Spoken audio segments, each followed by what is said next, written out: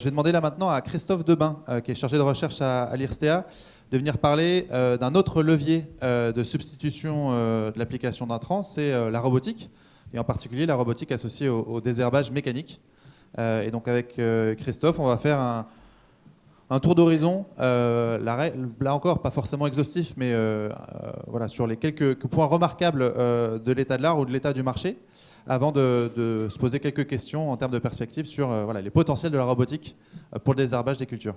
Merci pour cette introduction. Donc moi, oui, je vais vous parler de robotique. Donc je travaille à l'IRSTEA. Alors il faut savoir que l'IRSTEA va disparaître dans quelques jours. Donc il y a la fusion entre l'INRA et l'IRSTEA pour devenir l'INRAE. Voilà, donc d'où le... Ah pardon, je suis pas assez près du micro, voilà. Donc on deviendra l'INRAE à partir du 1er janvier.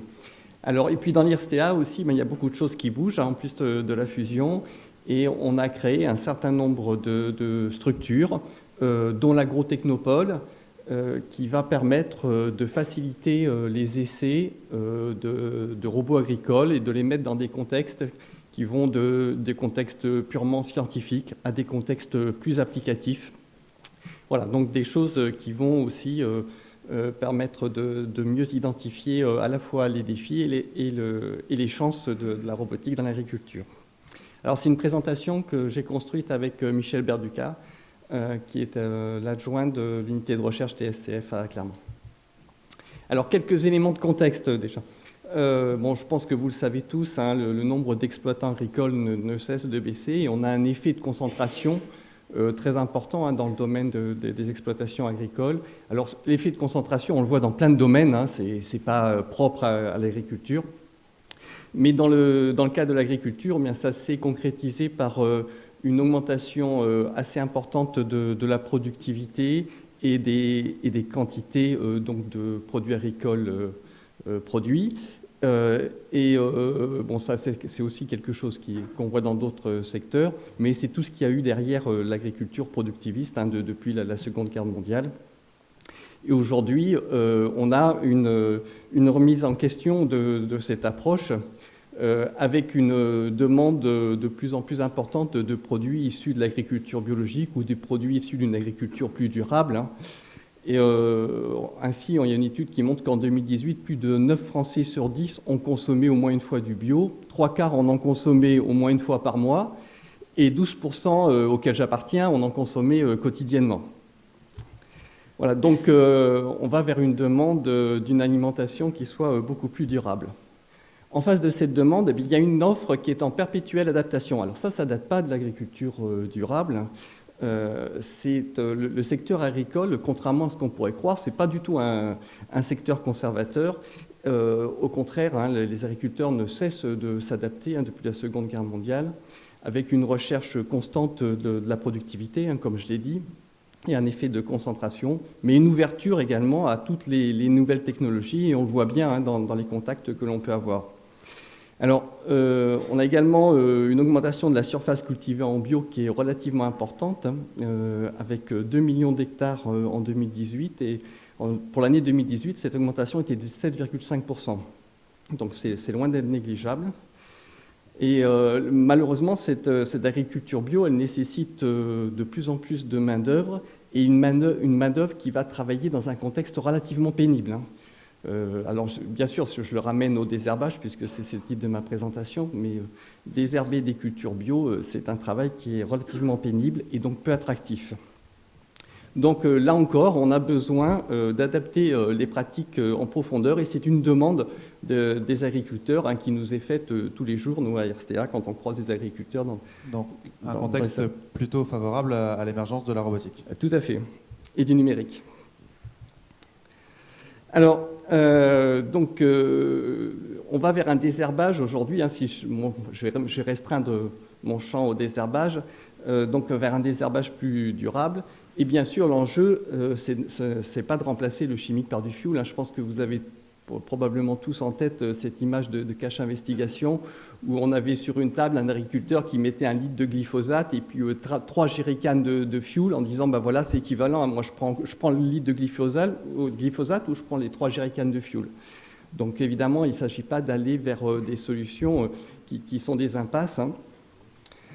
Donc l'enjeu, c'est de gagner en productivité, en pénibilité, en attractivité, parce que dans le domaine du désherbage, il y a une vraie difficulté, hein, pour le recrutement. Donc les solutions qu'on va proposer en termes de robotique, c'est de travailler au plus près de la plante, avec toute une partie numérique, hein, toute une partie acquisition de données, et puis également une partie action. Alors on n'a pas encore beaucoup vu cette partie action dans les exposés, mais je pense que ça va venir. Mais là, il s'agit vraiment de lier les deux, entre l'analyse et l'action. Donc, il y a plusieurs solutions, hein, et la robotique est probablement une partie de la solution. On verra d'autres solutions. Je pense à cet après-midi, il y aura un exposé avec, on va parler de nouvelles variétés, etc., qui sont plus résistantes. Donc, je pense que voilà, la robotique ou le numérique, c'est pas forcément le miracle. C'est une partie de la solution, hein, pour moi, et pas toute la solution. En particulier dans le domaine de la robotique, qui est mon domaine de tous les jours, je vois qu'il y a encore de nombreux défis à relever avant d'arriver à avoir des robots qui puissent intervenir de manière économiquement viable dans les champs. Alors justement, si on essaye de voir un petit peu au niveau de la maturité des technologies en robotique agricole, alors il y a plusieurs types de robotique, hein. La robotique que vous connaissez tous, c'est les drones. Donc ça a été maintes fois évoqué ce matin. Donc des drones qui vont fournir un certain nombre d'images. Donc ça, c'est une technologie relativement mature, même si elle évolue, hein. Toute technologie mature continue d'évoluer, et tant mieux, avec en particulier de nouveaux capteurs, des cartes plus précises, des vols plus bas, etc. Mais voilà, donc une technologie très mature. Et puis on a également évoqué, c'était dans l'exposé précédent, donc des robots qui vont, par exemple, faire récolter des images ou des données LIDAR, donc au plus proche des plantes. Alors là, c'est beaucoup moins mature, hein, on est plus dans le domaine de la preuve de concept ou dans le domaine de la recherche. Et ce n'est pas encore évident de se rapprocher aussi près de la plante avec des capteurs tels que des caméras ou des lidars. Alors je pourrais revenir, hein, sur les capteurs, il y a eu des questions sur les lidars en grande culture. J'y reviendrai un petit peu, puis s'il y a d'autres questions, on pourra approfondir, hein. C'est mon travail de tous les jours de travailler avec ces capteurs.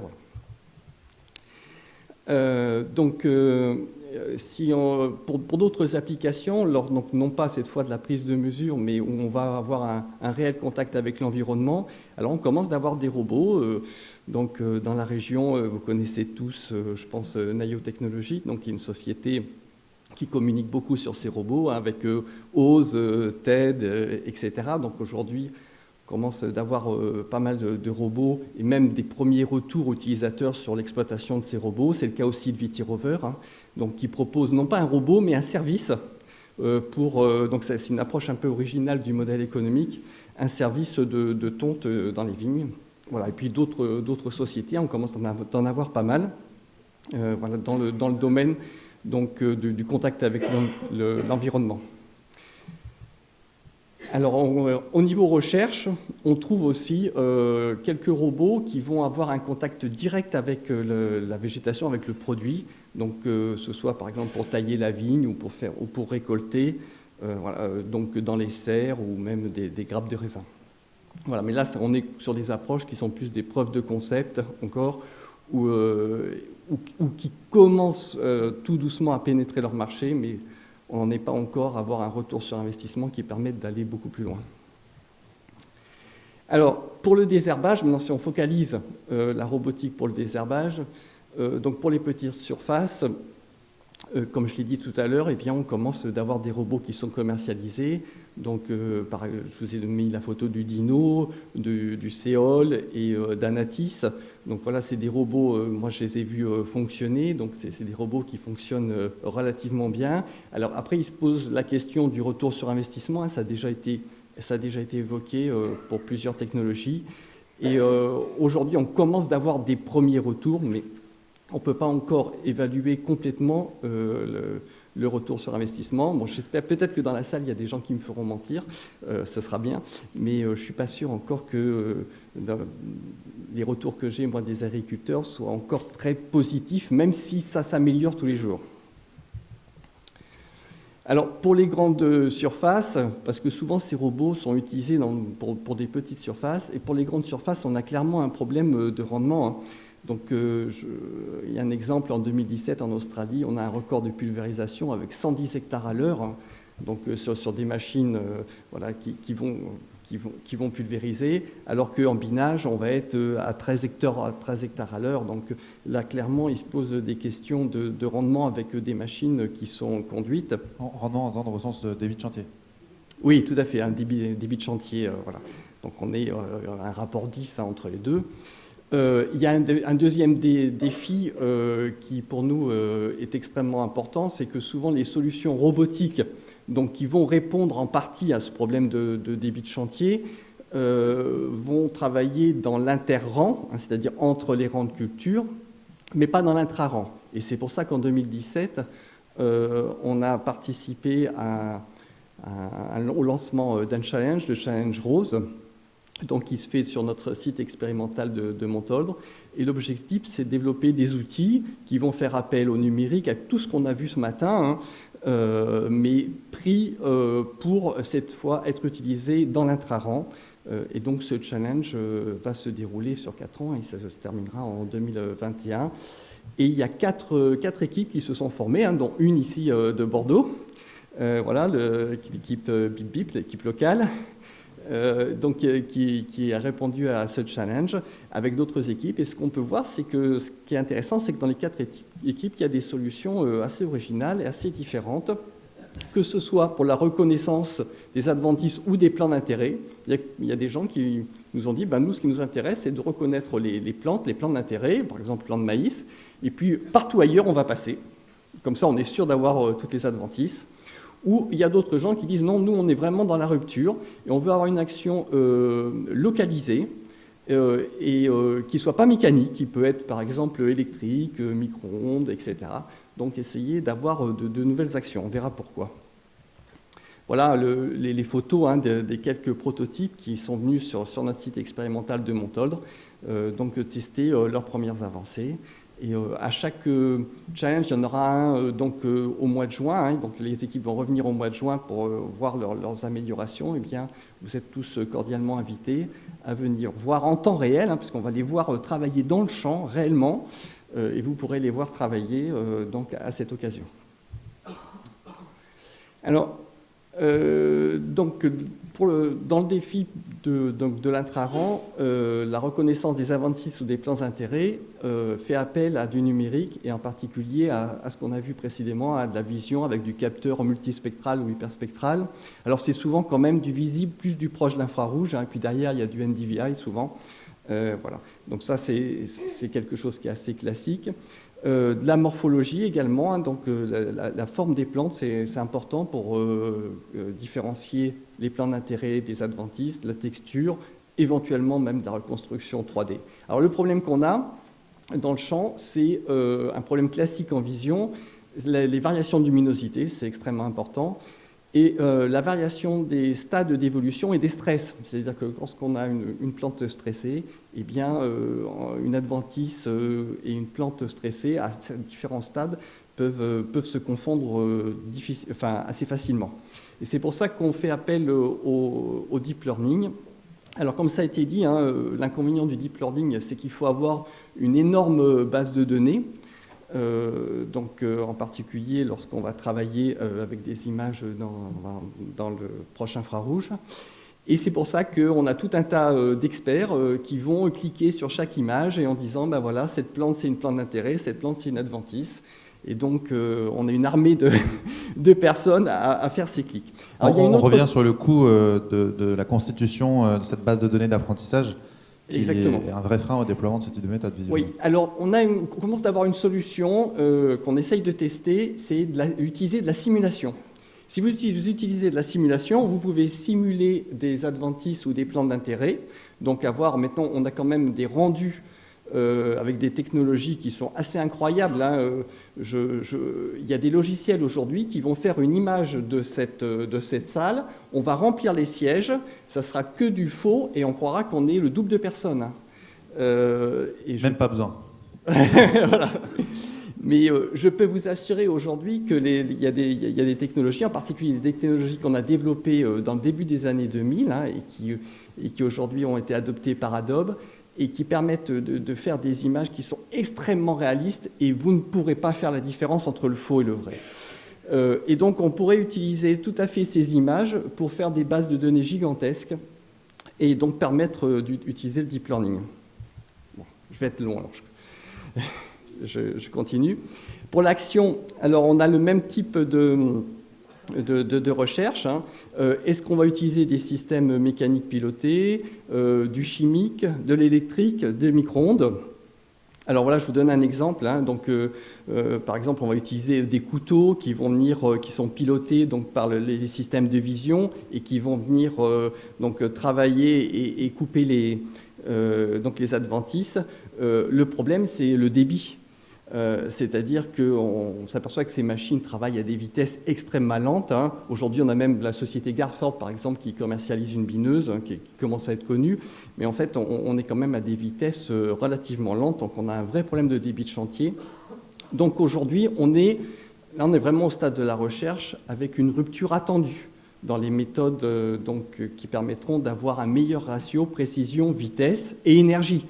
Parce que là encore, comme je vous l'ai dit tout à l'heure, il ne s'agit pas de remplacer le glyphosate par du fioul. Et donc, il faut trouver d'autres solutions pour minimiser cette énergie. Juste une question. Si on parle de débit de chantier qui est trop faible, est-ce que c'est grave si jamais le robot, lui, peut travailler 2 jours comme de lui? Alors oui, le robot est une partie de la solution.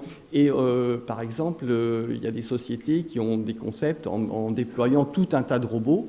Après, il faut arriver à gérer tous ces robots et puis on va très vite se trouver confronté au problème du retour sur investissement de tous ces robots. Ça pose d'autres questions, je vous laisse conclure. Voilà.